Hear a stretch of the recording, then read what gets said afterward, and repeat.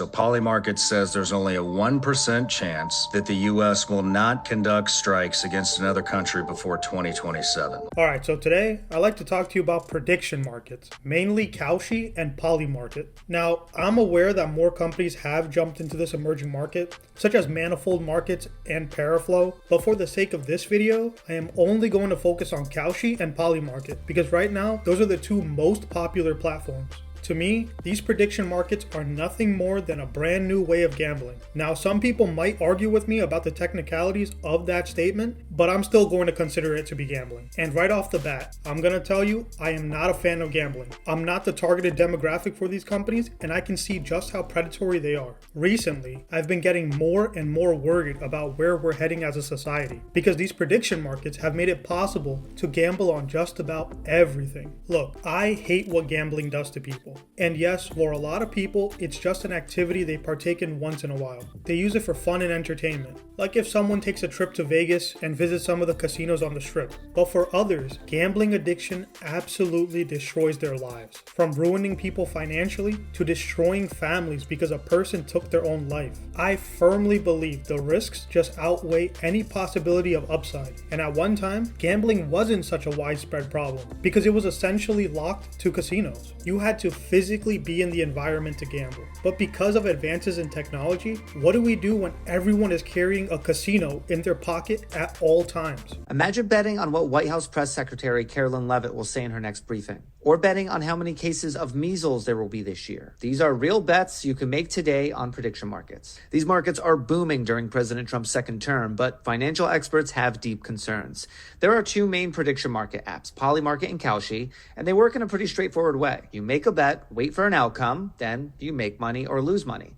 These apps have been described as turning the entire world into a casino because, well, you can bet on just about anything, right? These apps are increasingly popular. Billions of dollars are traded on them every week. And now CNN and CNBC have struck deals to incorporate Kalshi prediction markets into coverage. The Wall Street Journal's owner Dow Jones is partnering with Polymarket, as did the Golden Globe Awards this year, with announcers updating viewers on Polymarket odds before every commercial break. If you think this sounds like straight up gambling, you're not alone. Many states that have banned sports gambling are saying the same thing. While sports betting is the most popular type of activity on these apps, they have successfully convinced regulators they are not gambling operations. They also say they're not like a stock market, and so they shouldn't be regulated that way either. Instead, they argue they're a trading platform where people make bets on future events, and so they're regulated by the Commodity Futures Trading Commission. Under Trump, the CFTC has dropped an appeal of whether it was legal to bet on election outcomes on the app. So now people are betting millions on the midterms. Critics worry that turning election results into casino-like wagers could encourage wealthy donors to make bets that could artificially inflate one candidate's odds on the apps.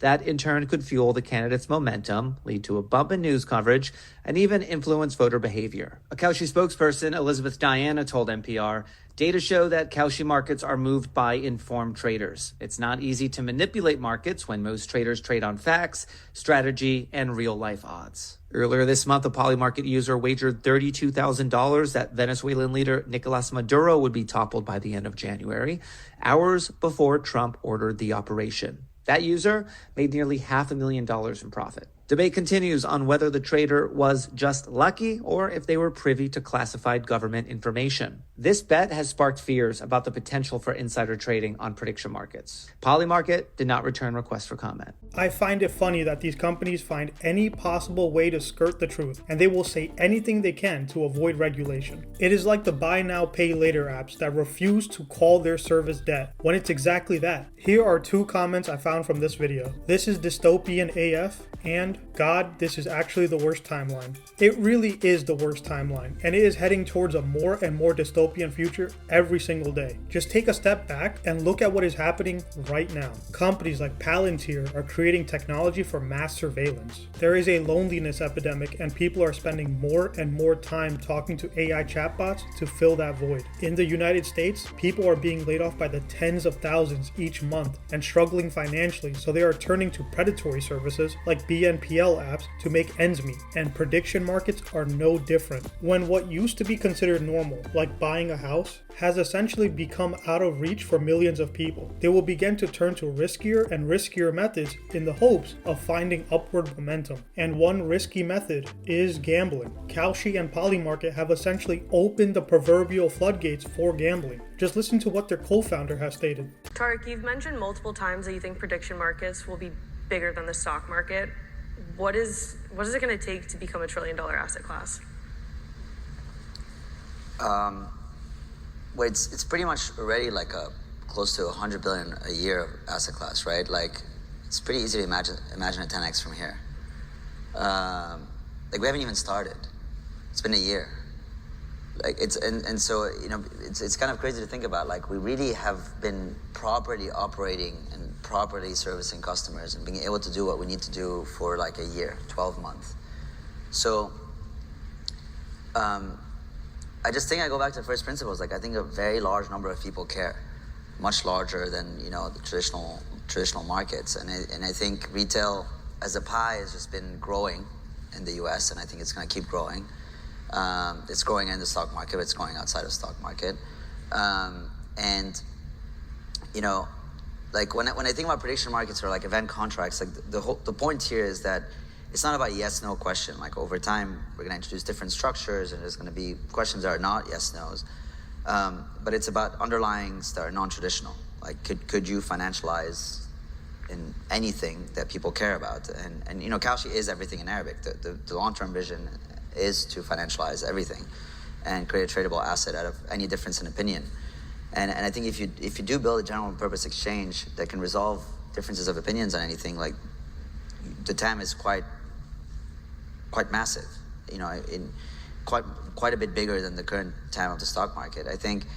And then the implications are very important, because now you imagine this sort of layer of financial infrastructure that ends up powering the new era of financial trading, like trading and sort of this idea of resolving different opinions, but it's also powering things like the news and how you engage with the news and how you think about the news and and what's happening in the world, and how you kind of like in some ways like figure out what's the truth, like what's sort of like ground truth and what's happening around us, and I think putting aside sort of the retail trading and the institutional trading product, like there's sort of this separate product, which is like we are living in a world where like we have an abundance of information, but like we don't have like our filter is becoming increasingly more noisy. There's a lot of noise, and like we don't really understand what's real from what's not. And prediction markets are an antidote to that. They do a very, very good job at distilling information and surfacing truth to people. And you're seeing this sort of massive shift where like people are using them whenever they think about questions about the future, whenever they're debating about anything. And I think that trajectory is going to keep going. That's going to become that's a new consumer habit that I don't think is going to be undone.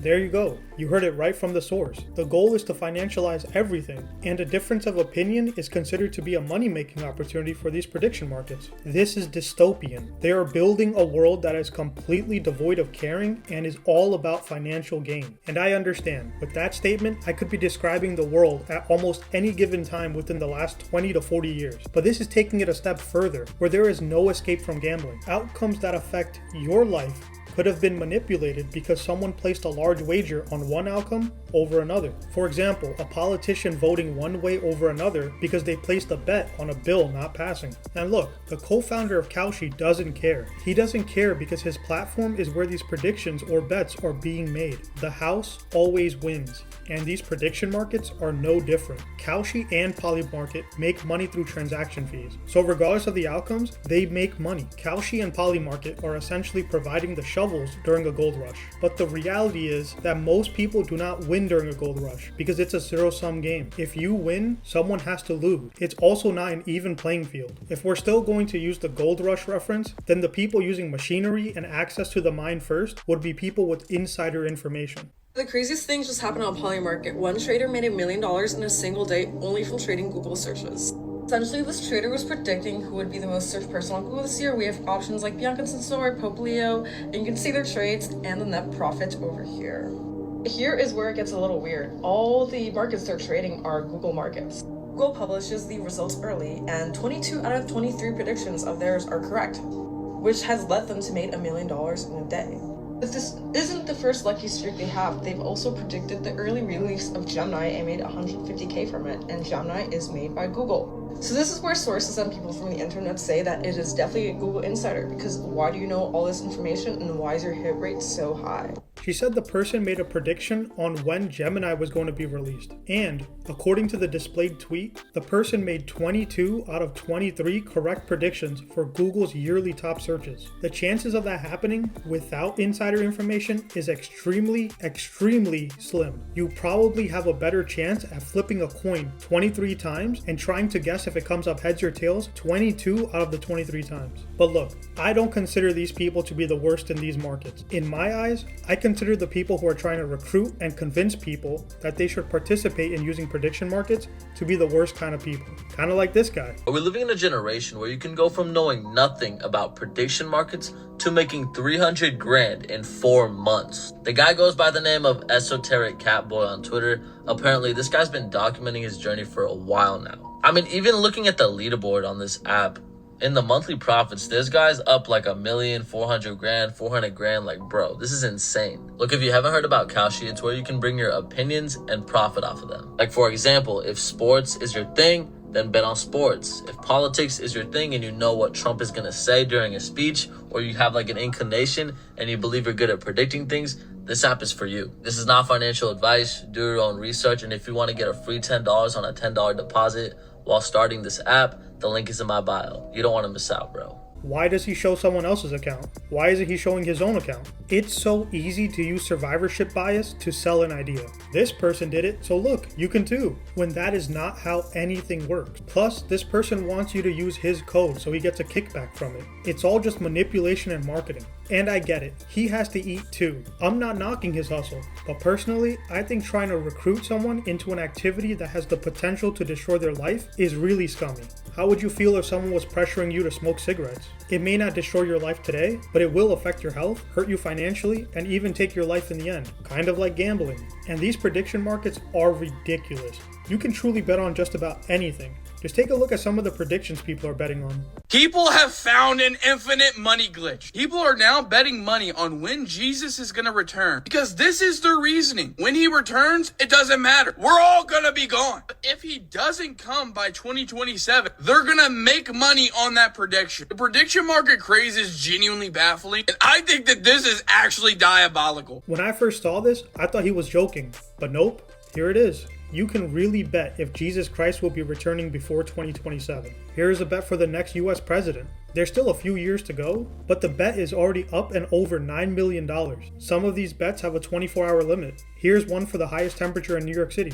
But I have to say, the worst thing I was able to find was people placing bets on war. So Polymarket says there's only a 1% chance that the U.S. will not conduct strikes against another country before 2027. Only a 1% chance. Somalia, on the other hand, has a 57% chance of being the next country struck. Man, that's not good odds. Only a 1% chance that the U.S. will not conduct strikes against another country before 27. No new wars though, right? Must be true. I heard it on TV. It's going great. It's going real good. There's a bet for when the United States will strike Iran. And when I took this screenshot, $125 million was already placed on this single prediction. There really is no bottom to this level of degeneracy. This opens up an opportunity for the people in the government with insider information, the Department of Defense, Pentagon, and military to profit from the death of others. And I heavily disagree with that. I can only hope for stricter regulations to come around, but I am doubtful because the United States is essentially a giant social experiment